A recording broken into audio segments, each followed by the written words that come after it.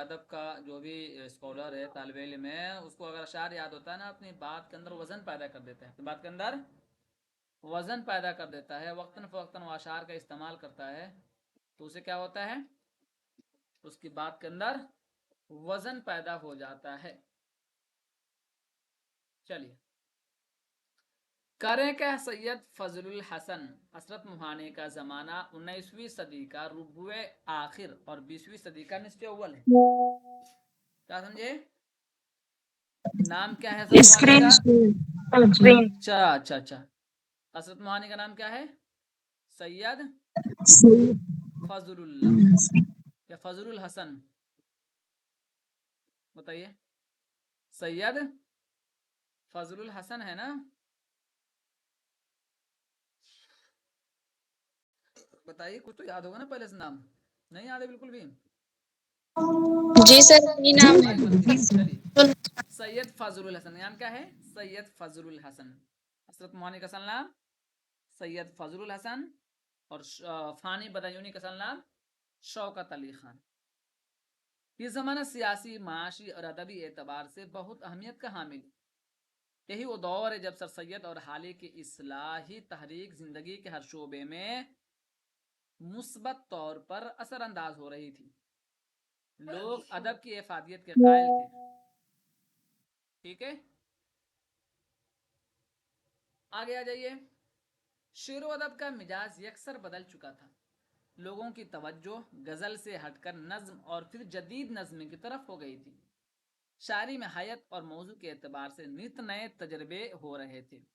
ایسے میں مکمل آزادی کے طلبگار، قوم کی خدمت گزار اور ادب کے پرستار حسرت موہانی نے اردو شاعری کے چمن میں قدم رکھا اور شاعری کی شجر کی آبیاری کے اسے نئی زندگی بخشی، اور خالص عشقیہ شاعری میں اپنے فکر سخن یعنی سخن کی فکر، گفتگو کے فکر کی عمارت بلند کی۔ ٹھیک ہے، سیاست کے ساتھ ساتھ شاعری اور وہ بھی غزل کی روایات کو برقرار رکھنا ایک مشکل کام تھا، لیکن حسرت نے اس سے ممکن کر دکھایا۔ انہوں نے غزل کی آبرو اس وقت رکھ لی جب یہ بہت بدنام اور ہر طرف سے نرگے میں تھی۔ حسرت کے ہم عصر شعراء میں جنہوں نے غزل کی طرف توجہ کی، فانی بدایونی، اصغر گونڈوی، جگر مراد آبادی اور فراق گورکھپوری خصوصیت سے قابل ذکر ہیں۔ حسرت کے ہم عصر کا نام بتائیے، کم سے کم 5 یا 4 یا 3۔ تو فانی بدایونی، اصغر گونڈوی، اور جو ہے کہ جگر مراد آبادی، فراق گورکھ۔ ٹھیک ہے، یہ آپ کو یاد ہونا چاہیے۔ اب دیکھیے یہاں حیات ہے، تو مولانا حسرت موہانی کا پورا نام کیا ہے؟ سید فضل الحسن۔ سید فضل الحسن، وہ 1881 میں ضلع اناؤ کے قصبہ موہان میں پیدا ہوئے۔ ٹھیک ہے، ان کا تعلق، جی بولیے۔ ان کی پیدائش کہیں پہ 1880 لکھا ہوا ہے، کہیں 1875، یہاں 1881، تو صحیح جی کون ہے؟ ہاں، یہی تو تحقیق کا مسئلہ ہے، یہ کہ تحقیق کا مسئلہ ہے کہ صحیح کون ہے۔ صحیح اور غلط کی تلاش ہم طالب علم مختلف نسخوں کو دیکھ کر اور اس کے حالات کو دیکھ کر تب طے کریں گے۔ ابھی ہمیں کیا کرنا ہے؟ ہاں، ایک چیز اور یاد کر لیجیے، ادب میں ہم کسی بھی چیز کو جبرن صحیح نہیں قرار دیتے ہیں، کیونکہ آج اگر ہم اس کو مان لیں کہ نہیں 1881 ہی صحیح ہے، کل لو کہ ہمارے بات کو آئے گا اور ہماری دھجیاں اڑا دے گا، بولے نہیں یہ بالکل غلط ہے، دوسرا کچھ صحیح۔ تو ایک قرین قیاس اور ریلیٹڈ کوئی سوال آتا ہے تو تینوں میں سے کوئی ایک ہی دے گا نا، جیسے بالکل ایک 1880 دے یا گا، 1800؟ جی بالکل ایک دے گا، تینوں میں سے بالکل ایک دے گا، اس کو دھیان رکھنا ہے۔ چلیے، ان کا تعلق ایک زمیندار اور علمی گھرانے سے تھا۔ زمانے کے رواج کے مطابق ان کی ابتدائی تعلیم گھر اور مکتب میں ہوئی۔ 1894 میں موہان مڈل اسکول سے مڈل، اور 1898 میں گورنمنٹ ہائی اسکول فتح پور سے انٹرنس کا امتحان امتیازی نمبروں سے پاس کیا۔ ٹھیک ہے، मतलब उस जमाने में भी इंट्रेंस होता था, तो समझ लीजिए कितनी मेहनत की जरूरत है। इस जमाने में तो हर चीज में इंट्रेंस है। अच्छे नंबर से उन्होंने पास किया। ठीक है, आ जाइए आगे। यहाँ हसरत मुहानी कह रहे हैं कि 2 साल तक अंजुमन उर्दू मुअल्ला के नाजिम रहे। ये याद रख लेना है अब आपको, तो मनसब है ना, ये याद रखना है। अंजुमन उर्दू मुअल्ला के नाजिम रहे। ठीक है, 1903 में उन्होंने इस अंजुमन के तहत एक मुशायरे का इख्तिताम किया, जिसमें गैर अखलाकी शेर पढ़े जाने का इल्ज़ाम लगाकर उन्हें कॉलेज से निकाल दिया गया, लेकिन बीए के इम्तिहान में शिरकत की इजाज़त मिल गई। चुनांच अलीगढ़ शहर के मोहल्ला रसूल या रसलगंज में किराए का मकान लेकर रहने लगे और इम्तिहान में शरीक। ये उनकी अब चीज़ें और हैं। ठीक है, उनके बाद उन्होंने एलएलबी में दाखिला लिया। अब देख लीजिए, इससे पहले जो भी अदीब थे उन्होंने भी एलएलबी में दाखिला लिया था, और यहाँ इनको भी याद रखना कि ये भी एलएलबी में दाखिला लिए थे, लेकिन हॉस्टल में रहने की इजाज़त न मिलने और वकालत का पेशा मिजाज के मुआफिक न होने की वजह से इरादा तर्क कर दिया। लेकिन ये तो हमें इल्म होना चाहिए कि इन्होंने भी एलएलबी किया था। इस तरह हमारे उस्ताद ने कहा कि देखिए, मुख्तलिफ उलूम का सीखना बहुत ज़रूरी है। आगे जाकर उस इल्म में, उस फील्ड में आप काम करेंगे या नहीं करेंगे, इसकी गारंटी तो नहीं है, लेकिन अगर आपके पास मुख्तलिफ उलूम फ़नून है तो आपके पास मुख्तलिफ मौक़े हैं और ज़्यादा मौक़े हैं। आ गया जी। अच्छा, क्योंकि उसके बाद हसरत मुहानी ने जहां अपनी सियासी सरगर्मियां तेज कर दी, वहीं शेर व अदब की खिदमत के लिए खुद को वक्फ कर दिया और हिंदुस्तान की तारीख में एक लीडर, सियासी रहनुमा, मुदब्बिर, सहाफ़ी और शायर की हैसियत से देर पा नुकूश शब्द किए। ठीक है, 1903 में मौलाना हसरत मुहानी की शादी हो गई। उनकी बेगम का नाम नशातुन्निसा बेगम था, जो ख़ानदान की एक तालीम याफ्ता खातून थी। नशातुन्निसा बेगम ने हर मुश्किल घड़ी में हसरत को सहारा दिया और अपने वफा शारी गमगुसारी से उनके हौसलों को बुलंद रखती। हसरत मुहानी ने 1903 में अपना मशहूर ज़माना रिसाला उर्दू मुअल्ला जारी किया। 1905 में उन्होंने स्वदेशी तहरीक में शमूलियत इख्तियार की। ये इस बात का इंदिया था कि हजरत मुहानी देसी मसनूआत के इस्तेमाल के पुरजोर हामी थे। इसी जोश में उन्होंने एक स्वदेशी स्टोर भी खोला और कामयाबी के साथ चलाया भी। हजरत मुहानी सियासत में महज बातों के धनी नहीं थे, धनी ने मतलब धनी थे, धनी नहीं थे, बल्कि वह गुफ्तार के साथ साथ किरदार के भी धनी थे। वह हुसूल आज़ादी के लिए जिस इशारों कुर्बानी की तवक्को दूसरों से रखते थे, अपने अमल से उसका नमूना भी पेश करते थे। बड़ी बात है। और हम आपको कह रहे हैं कि किसी चीज़ की तहकीक कीजिए और हम खुद नहीं कर रहे हैं, तो आप दिलचस्पी नहीं लेंगे। क्यों? शुरू में आप दिलचस्पी लेंगे और कुछ पूछेंगे तो हम बोल देंगे नहीं, इसके बारे में मालूम नहीं है। फिर पूछेंगे तुम तो खुद देख लो, तुम खुद जाओ, आपको लग जाएगा कि सर को इसमें दिलचस्पी खुद ही नहीं है, हम लोगों को फंसा के रखें। चलिए, वह किरदार और गुफ्तार दोनों में बेबाक थे। उन्हें हक बात कहने में कोई बाक न था, यानी कोई डर न था, और न ही वह किसी की परवाह करते थे। समझ गए? यानी वह सच बोलने में और जुल्म के खिलाफ आवाज़ उठाने में उन्हें किसी तरह की कोई डर नहीं है। इसको आपको याद रखना है। चलिए आगे। अभी आपको याद रखना है इम्तिहान के लिए, हसरत ने तहरीक आज़ादी को इनकलाब जिंदाबाद का जिंदा जावेद नारा दिया। ये आपको याद रख लेना है। उर्दू मुअल्ला हसरत मुहानी ने कहा था। अप्रैल 1908 के शुमारे में हुकूमत के नुक्ते नज़र से एक बागियाना मजमून शाये हुआ।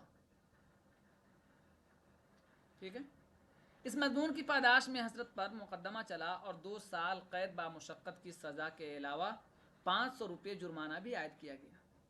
जुर्माने की अदायगी के लिए उनका कीमती कुतुब खाना नीलाम कर दिया गया। हसरत के त्योर, जोश, वलवले और बागियाना ख्यालात की वजह से बरतानवी हुकूमत उन्हें तरह तरह से परेशान करने लगी थी। 1913 में उनका प्रेस 3000 रुपये की जमानत के बदले जब्त कर लिया गया। 1916 में अलीगढ़ मुस्लिम यूनिवर्सिटी के मखसूस किरदार की बहाली के लिए आवाज़ बुलंद करने पर वह गिरफ्तार कर लिए गए।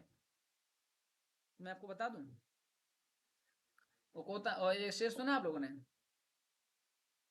कि इश्क का दरिया है पार के जाना है, इस तरह का शेर याद है किसी को? ये शेर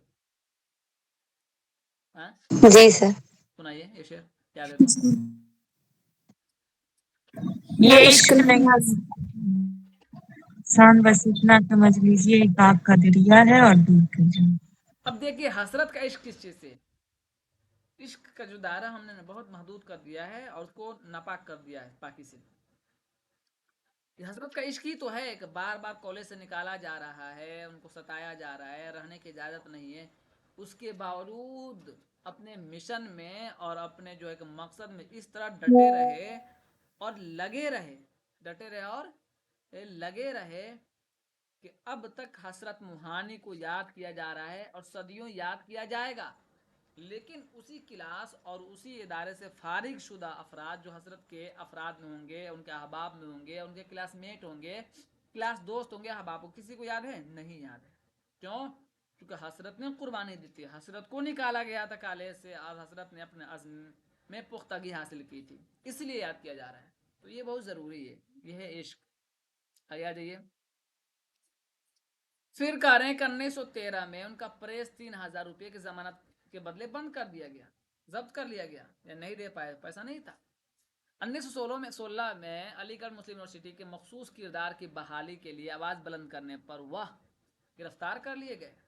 कैदबंद की सऊबतें यानी मुसीबतें और माली मसाइब उनके ख्यालात पर कदगन लगाने में नाकाम रहे और उनके सियासी ख्यालात में मज़ीद शिद्दत आ गई। उनकी हमदर्दियाँ, उनका ताउन हर उस तहरीक के साथ था जो इस्तेमारी ताकत के खिलाफ थी।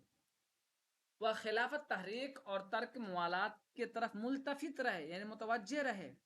हसरत मुहानी आज़ादी हिंद के उन चंद मतवालों में से एक थे जिनकी नज़ीर तारीख हिंद में मुश्किल से ही मिलेगी। थोड़ा सा और पढ़ लीजिए।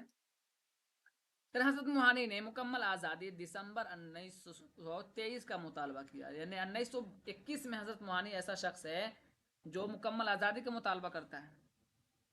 तालिब इल्मी के ज़माने में हजरत मुहानी अंग्रेज़ों से कह रहे हैं कि तुम मुल्क छोड़ो, हम भी इंसान हैं, हमें भी आज़ादी चाहिए। ऐसा नहीं है कि तुम हमारा जो है कि हाकिम बन जाओ, हम तुम्हारा महकूम बन जाए, तुम्हारा मालिक बन जाओ, हम तुम्हारा गुलाम बन जाए। ये इंसानियत में जायज़ नहीं है। एक इंसान दूसरे को गुलाम बना ले और तो उसको गुलामी की तरह जो है कि उसको जिंदगी गुजारने पर मजबूर करे, ऐसा नहीं होना चाहिए। आगे आ जाइए। कौम ने क्या दिया? रईसुल अहरार। रईसुल अहरार किसका खिताब है? जल्दी बताइए। हसरत मुहानी। हसरत मुहानी क्या खिताब है? रईसुल अहरार। अच्छा आ जाइए। हसरत अपने शदीद जज्बे हुर्रियत की बिना पर कांग्रेस की इंतहा पसंद गिरोह यानी बाल गंगाधर तिलक के ज़्यादा करीब थे। उनकी शायरी में भी तिलक से अकीदत का इजहार मिलता है। 1922 में उन्होंने मुस्लिम लीग के इजलास में सदारती तकरीर की। इस तकरीर के लिए उन पर मुकदमा दायर हुआ और उन्हें 2 साल की कैद मिली। देख लीजिए, ये उनकी तीसरी और आखिरी कैद फरंग थी, कैद फरंग। ठीक है, फिर यहाँ देखिए 1946 में मुस्लिम लीग पर यूपी असेंबली और आज़ादी के बाद पार्लियामेंट के मेंबर भी मुंतखब हुए। सियासी मामलात में भी बहुत बाखबर थी। उनकी बाखबरी का आलम यह था कि उन्हें सिर्फ मुल्की सियासत ही नहीं दिलचस्पी थी, बल्कि वह आलमी सियासत और उसकी सिमत भी नज़र रखते थे। बहुत बड़ी चीज़ है कि एक तालिब इल्म हो और मुल्क के सियासी हालात पर गहरी नज़र हो। अगर ऐसा कोई है तो उसके पास सलाहियत ज़्यादा। क्यों? कि सियासत अपने आप में एक इल्म का समंदर है। सिर्फ ओल फोल बक देना इससे लोग मुतासिर नहीं होते हैं। हाँ, एक जमे गफीर है, एक भीड़ है, हो सकता है उसके बहाव में बह जाए, लेकिन उस बहाव में बहाने के लिए भी इल्म का होना जरूरी है। आगे आ जाइए। 13 मई 1951 को लखनऊ में उनका इंतकाल हुआ और लखनऊ के मशहूर महल्ला फरंगी महल के कब्रिस्तान में तदफीन अमल में आया। ये आपको याद होना चाहिए इतना। हम सीधे सीधे चलेंगे इनकी गजल की तरफ। अब सीधे सीधे गजल की तरफ चलेंगे, जो हम ज्यादा पढ़ सकेंगे तो हमारे इम्तिहान में ज्यादा काम आएगा। ठीक है, चलिए पढ़िए कोई इस शेर को, शुरू हो जाइए। हुस्न बेपरवाह को खुद भी वो खुद आरा कर दिया, क्या क्या मैंने कि इजहार तमन्ना कर दिया।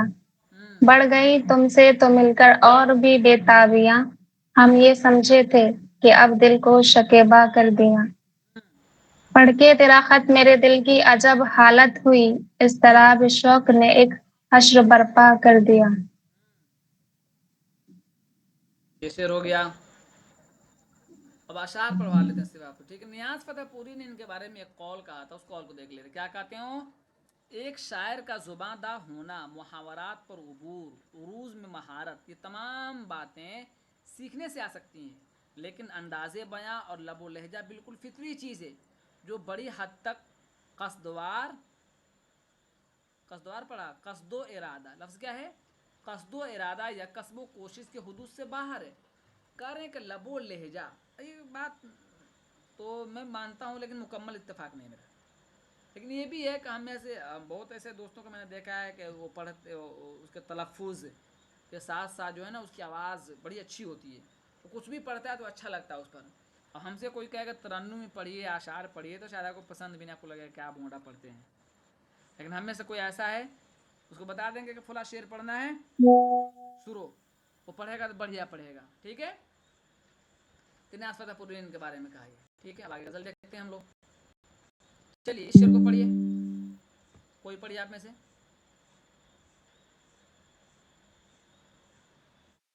پڑھیے کس پڑھیے۔ درجہ پشیماں ہے تاثیر وفا میری، اس شوق پہ آتا ہے الزام پشیمانی، عشق سے تیرے بڑھے کیا کیا جنوں کے مرتبے، بحر ذروں کو کیا قطروں کو دریا کر دیا۔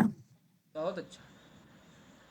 کیا کریں، کس درجہ پشیماں ہے تاثیر وفا میری، اس شوق پہ آتا ہے الزام پشیمانی، عشق سے تیرے بڑھے کیا کیا جنوں کے مرتبے، مہر ذروں کو کیا قطروں کو دریا کر دیا، ٹھیک ہے۔ ہم صرف اشعار پر دیکھ رہے ہیں، چلیے شعر پڑھیے، یہ شعر پڑھیے۔ بلاتا لاکھ ہوں لیکن وہ اکثر یاد آتے ہیں، الہی تر کے الفت پر بھٹو کر یاد آتے ہیں، نہیں آتی ہے ان کی یاد مہینوں تک نہیں آتی، مگر جب یاد آتے ہیں تو اکثر یاد آتے ہیں۔ بہت اچھا۔ اشعار صرف اس لیے پڑھوا رہا ہوں تاکہ زیادہ سے زیادہ اشعار آپ کو ذہن میں بیٹھ جائے، آپ کے ذہن میں یاد ہو۔ چلیے، ستم ہو جائے تمہید کرم ایسا بھی ہوتا ہے، محبت میں بتا اے ضبط غم ایسا بھی ہوتا ہے۔ چلیے اس شعر کو پڑھیے، یہ نعت ہے ان کی، پڑھ لیجیے اس کو بھی، پھر آنے لگی شہر زور سے محبت پڑھیے، کی ہاں پڑھیے۔ ہوائیں، پھر آنے لگی شہر محبت کی ہوائیں، پھر شہر پیش نظر محبت، ہو گئی، محبت کی شرح، شہر محبت کی ہوائیں، پڑھیے زور سے، اچھا سے پڑھیے۔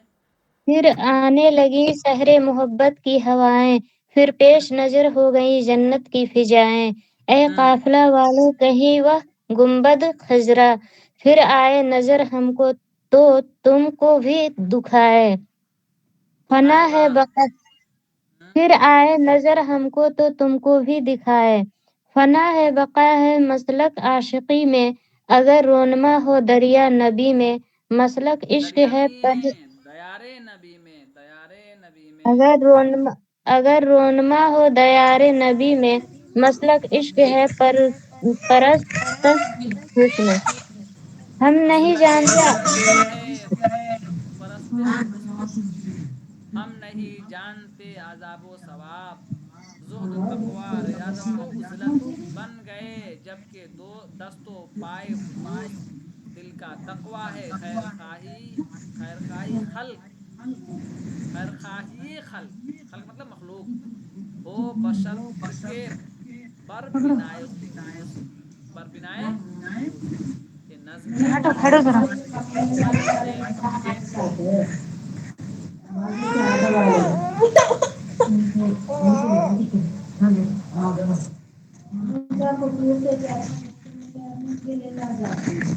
مجنون ماہر، ہاں بند کر دیجیے بند کر دیجیے۔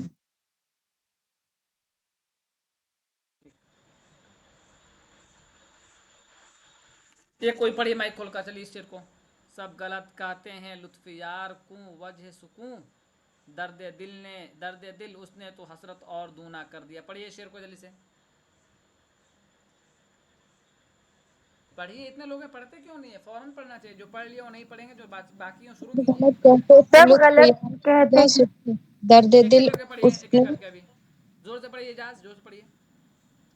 सब गलत कहते थे लुत्फ यार को वजह सुकून दर्द दिल उसने तो हसरत और दोना कर दिया हुजूम बे किसी को वजह लुत्फ बेकरां पाया कि हमने आज उसी नामेहरबां को मेहरबां पाया रूशे हुस्न मराआत चली जाती है हमसे और उनसे वही रूश बात नहीं, रविशे हुस्ने मुराद चली जाती है।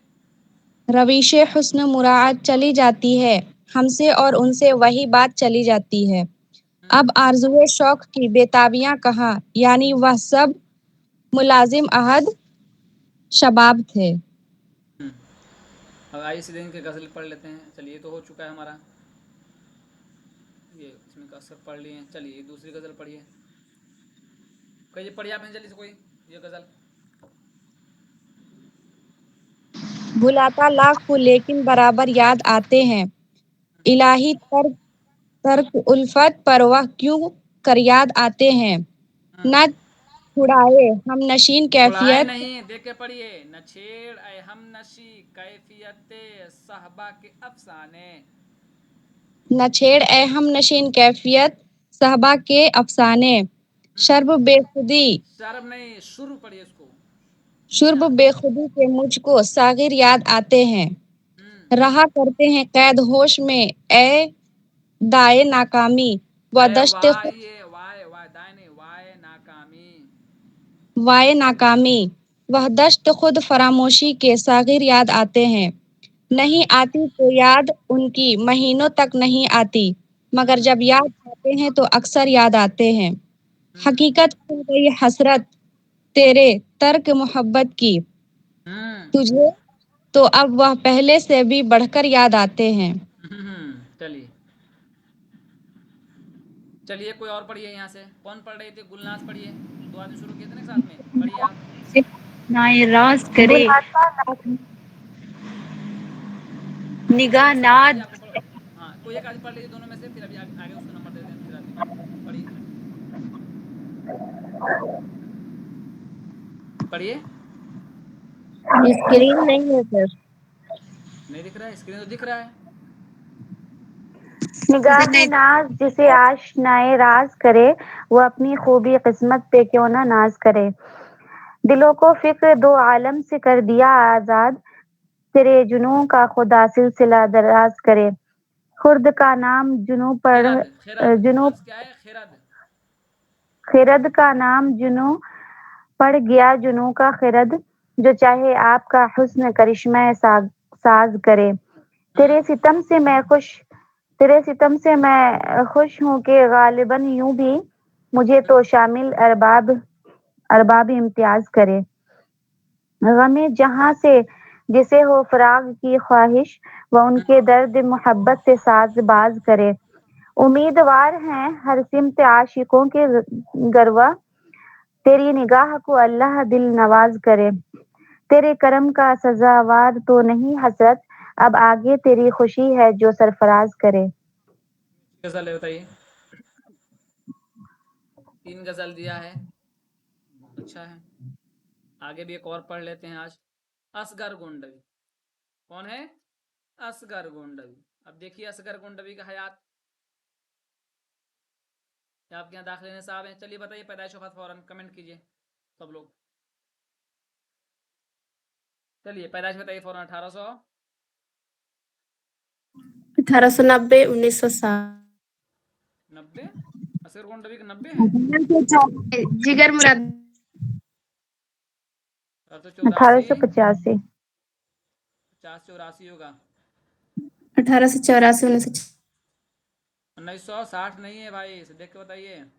1936 चलिए भूल जा रहे हैं, मेहनत कीजिए थोड़ा। चलिए आइए हयात तो देखते हैं सीधे सीधे।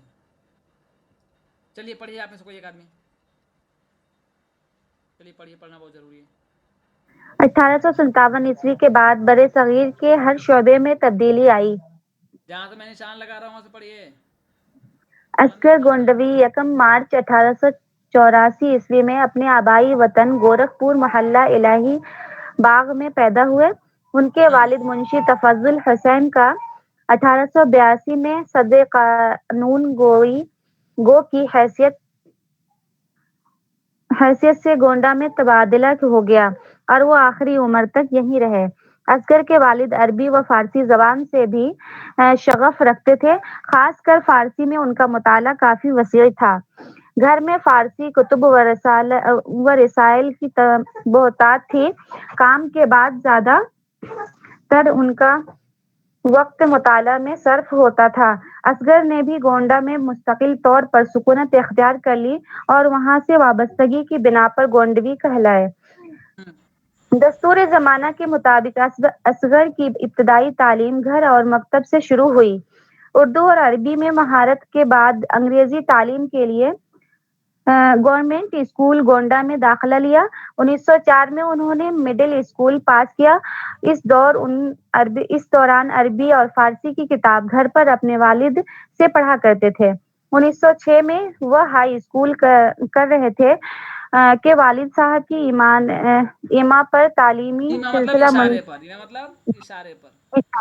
اشارے پر تعلیمی سلسلہ منقطع کرنا پڑا، کیونکہ اس وقت متوسط طبقے میں لڑکوں کو ملازمت کے لیے اتنی انگریزی پڑھ لینا کافی سمجھا جاتا تھا۔ اسکرین شو نہیں ہو رہا ہے۔ ٹھیک ہے، آگے آجیے، میں پڑھاتا ہوں۔ پھر انہیں 20 روپیہ ماہوار ریلوے میں ٹائم کیپر کی نوکری ملی۔ اسی دوران اصغر نے عربی فارسی میں اچھی لیاقت حاصل کر لی۔ یہ باتیں ہیں، امتحان سے کوئی تعلق نہیں ہے، لیکن جانکاری کے تعلق سے ضرور ہے۔ اگر اصغر گونڈوی پہ کبھی کام کرنے کا موقع ملے گا اصغر گورکھپوری پر، تو یہ جاننا آپ کو ضروری ہے۔ چلیے، اس پیراگراف میں آپ کیا جاننا ہے؟ آپ کو سب سے پہلے یہ جاننا ہے کہ اصغر کی پیدائش کب ہوئی؟ 1 مارچ، یعنی 1 مارچ 1884۔ یہ یاد ہو گیا؟ لکھ لیجئے۔ اچھا، اصغر گونڈوی مشہور ہیں، لیکن پیدائش کہاں ہے؟ گورکھپور۔ یہ آپ کو یاد رکھنا ہے۔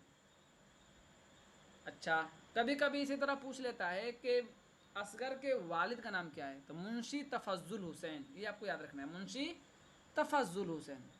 ٹھیک ہے، آگے آئیے۔ ترک میں نوشی کے بعد اصغر روڑکی پہنچ کر قاضی عبدالغنی کے ہاتھ پر بیعت کر کے ان کے مرید ہو گئے۔ اصغر کے بارے میں جانتے کہ نہیں؟ اصغر بہت پیتے تھے، بعد میں انہوں نے توبہ کر لی اور شراب کو چھوڑ دیا، بولا کہ نہیں شراب صحیح چیز نہیں ہے، بعد میں انہوں نے چھوڑ دیا۔ اور پھر کیا کیا؟ بعد میں انہوں نے صوفیت پر کام کرنا شروع کر دیا۔ اصغر کی زندگی میں تبدیلی آتی ہے۔ گونڈہ واپس آنے پر ان کے عیش کوش دوست بہت چاہے کہ واپس شراب و شباب کی طرف لوٹ آئیں، اس لیے دوستوں کی محفل میں رہیے تو ایسے دوستوں کے پاس رہیے جو آپ کو اچھے کام کی طرف لے جائے۔ ایسا نہیں کبھی کہے شراب پینے چلو، اور کبھی کہ چلو گھومنے چلو، پڑھائی کے ٹائم میں کبھی کہے چلو مووی دیکھنے چلو، ٹھیک ہے کبھی کبھار ٹھیک ہے، سمجھ میں آتا ہے، لیکن ہمیشہ کہ یہاں چلو وہاں چلو۔ تو اس طرح آپ کیا جس مقصد کے لیے آئے ہیں یا جو بھی آپ کا فوکس ہے اس سے آپ پیچھے چلے جائیں گے، یہ تو جان لیجیے آپ۔ چونکہ اب وقت 1 ہی گھنٹہ ہے اور اس 1 گھنٹہ میں آپ چاہ رہے ہیں کہ 2 مرتبہ چائے پی لیں، 3 مرتبہ دوست سے بات کر لیں، تو آپ کا وہ دوست جو پڑھ رہا ہے مسلسل لائبریری میں بیٹھ کے، تو آپ سے آگے نکل جائے گا نا، اس کو دھیان رکھنا ہے۔ ٹھیک ہے، آگے آ جائیے۔ لیکن اصغر اپنی توبہ پر قائم رہے، انہوں نے کہا دیا کہ اب نہیں پیئیں گے تو نہیں پیئیں گے، ان کو صلاحیت، ان کے دوست چاہتے تھے کہ پھر سے اصغر پینا شروع کر دیں۔ جان گیا۔ اب یہاں سے دیکھیے، اصغر کا سب سے محبوب مشغلہ کتب بینی تھا، یعنی کتاب پڑھنے کا۔ سب بعد میں جب سب کچھ کر لیے، جب انہوں نے سوچ لیا نہیں یہ باقی چیزیں سب غلط ہیں، تو ان کا سب سے محبوب چیز کیا ہو گئی؟ کتاب پڑھنا۔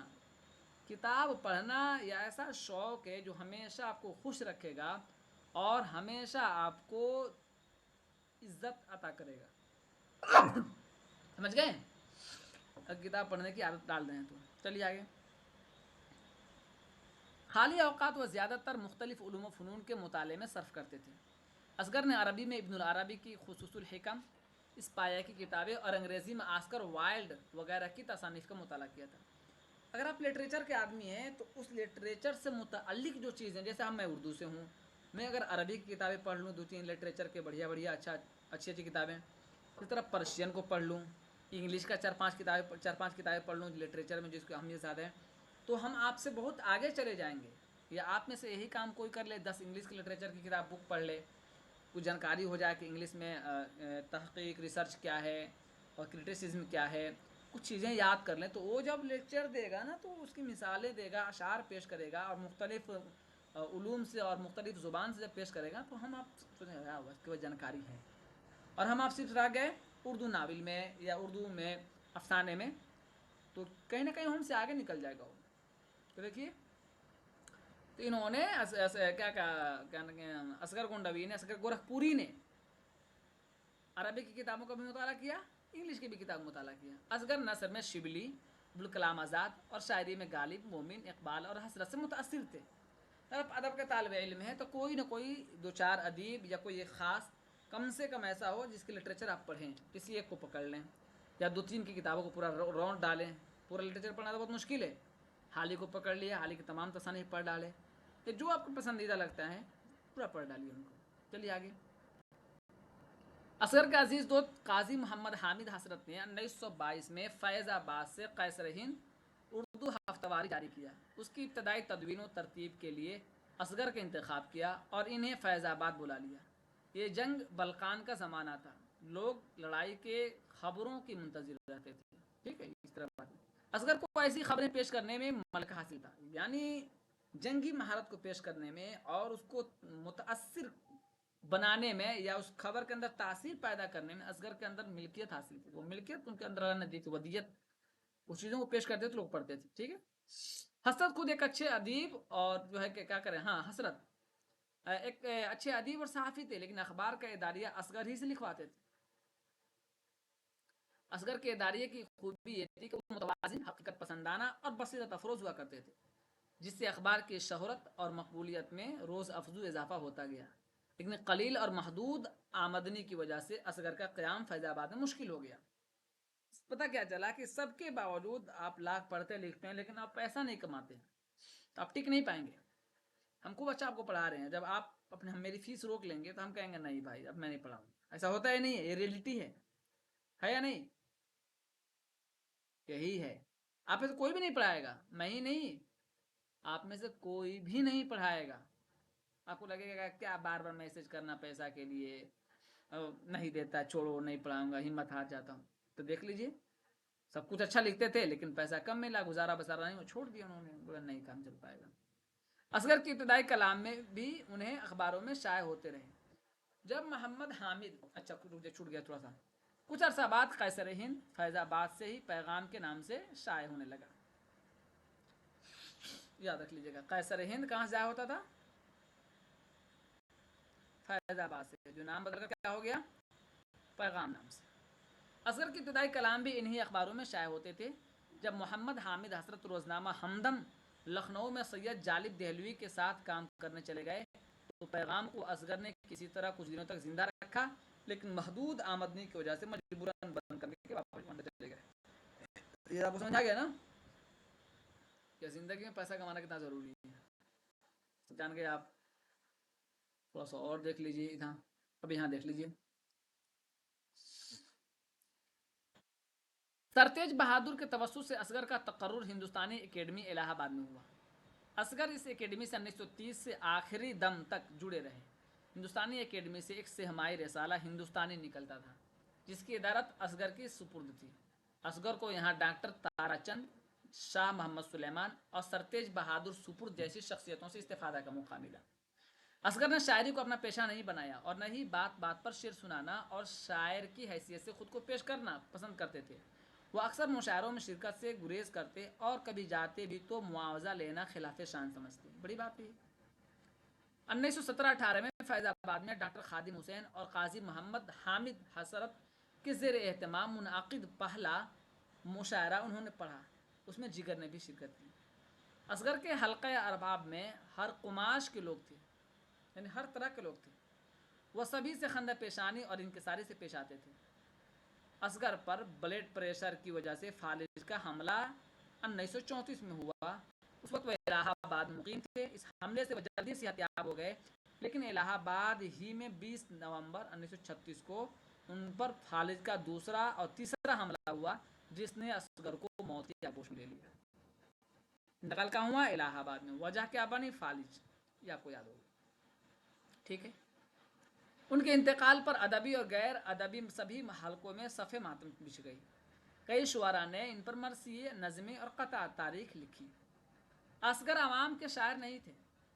उनका शुमार उर्दू के सरफहरिस्त शुआरा में होता है, लेकिन अपने अखलाक, शराफत नफ्स और मुनकसिरुल मिजाजी की वजह से आवाम में भी इतने ही मकबूल थे, ठीक है। ये सब उनकी सिफात खुसूसियात। अब यहाँ कुछ नहीं देखेंगे, सीरत की जो गज़लें हैं उन पर ज़्यादा पढ़ने की कोशिश। सर फुर्सत माने? जी पूछिए। सर फुर्सत को माने क्या बोले सर? सरे सर फुर्सत ऊपर लिखा हुआ है ना?